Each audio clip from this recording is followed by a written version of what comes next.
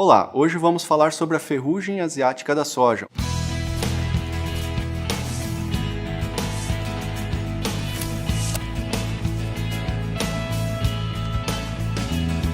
Após quase 2 décadas, a ferrugem asiática ainda é uma das maiores preocupações dos produtores de soja no Brasil.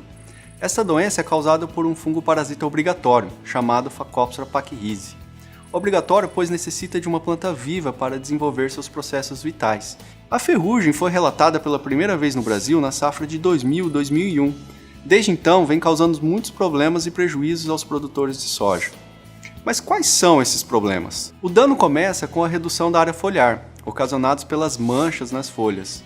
O aumento na quantidade e no tamanho dessas manchas derrubam as folhas de forma prematura, reduzindo a área foliar responsável pelo enchimento de grãos.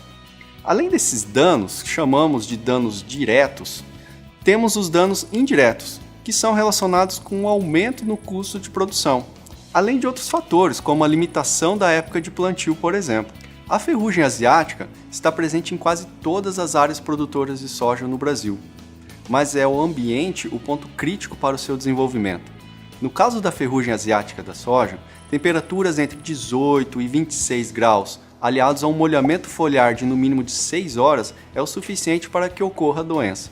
Normalmente essas condições estão presentes na maioria das regiões produtoras. Os produtores devem ficar atentos aos focos de ferrugem nas suas regiões, também nas condições do clima e ao estágio de desenvolvimento de suas plantas, pois estes são os pontos que devem ser observados para poder fazer um bom manejo preventivo e garantir a sua safra. Existem práticas de manejo que são importantes e auxiliam no controle e compõem o manejo da ferrugem asiática da soja. Inicialmente, é importante lembrar que o vazio sanitário da soja é uma medida de controle legal, instituída por meio de uma instrução normativa em 2007, chamada Programa Nacional de Controle da Ferrugem Asiática da Soja, ou seja, é obrigatória para o produtor.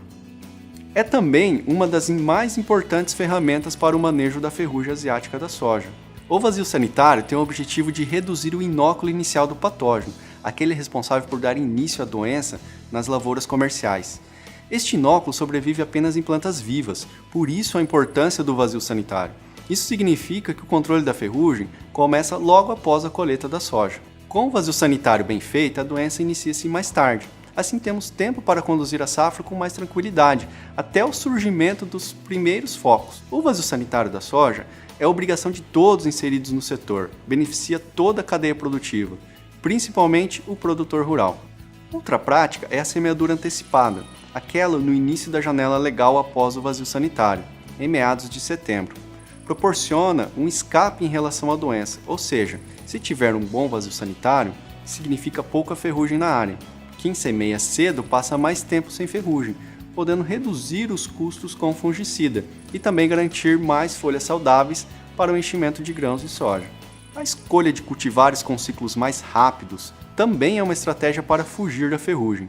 Seu princípio é semelhante ao da semeadura antecipada, mas está relacionado ao tempo em que a planta permanece no campo suscetível ao ataque do patógeno. Neste caso, deve-se escolher cultivares adaptadas à região de cultivo e que tenham uma boa capacidade produtiva, adequando assim às necessidades de cada propriedade. Outra prática ainda pouco utilizada, mas em crescente adoção por alguns produtores, é a utilização de maiores espaçamentos entre as linhas de cultivo, que auxiliam no controle da ferrugem asiática basicamente de 2 formas distintas. A primeira é alterando o microclima favorável ao patógeno, que é proporcionado por espaçamentos menores. E a segunda está relacionada à melhor deposição dos fungicidas nas partes de baixo das plantas. Assim, a cobertura das plantas é melhor e aproveitamos mais esse insumo que é o fungicida. Mas é importante lembrar que essa prática requer muito conhecimento técnico e não deve ser realizada de qualquer forma e sem testes locais ou o apoio de técnicos especializados. E por último, mas não menos importante, a utilização dos fungicidas tem um papel em destaque no controle da ferrugem. As falhas no uso dessa ferramenta estão causando o surgimento de populações com resistência aos fungicidas, e isso é muito preocupante. A resistência já foi oficialmente relatada para os 3 principais grupos químicos de fungicidas que temos disponíveis no Brasil, que são os triazóis, as estrobirulinas e as carboxamidas. Não há perspectivas de fungicidas com ação diferente aos que já temos no mercado para os próximos anos. A recomendação é a utilização de fungicidas sempre de maneira preventiva, evitar aplicações curativas para reduzir o risco de selecionar fungos resistentes, utilizar produtos com misturas duplas ou triplas, com ingredientes ativos de diferentes modos de ação contra o patógeno, sempre utilizando ingredientes ativos multissítios, que possuem um baixo risco de seleção de indivíduos resistentes. Fazer rotação de ingredientes ativos entre as aplicações, utilizar as doses recomendadas pelos fabricantes, respeitar o intervalo entre as aplicações e também utilizar equipamentos de pulverização bem calibrados e ajustados para uma boa cobertura de todas as partes da planta. Respeitar o calendário de semeadura de seu estado, não realizando semeadura de soja safrinha a partir de janeiro, evitando assim a aplicação de produtos sob condição de alta pressão de doença. Estas são algumas das boas práticas para o uso do controle químico. O manejo da ferrugem asiática da soja é viável e depende de nós.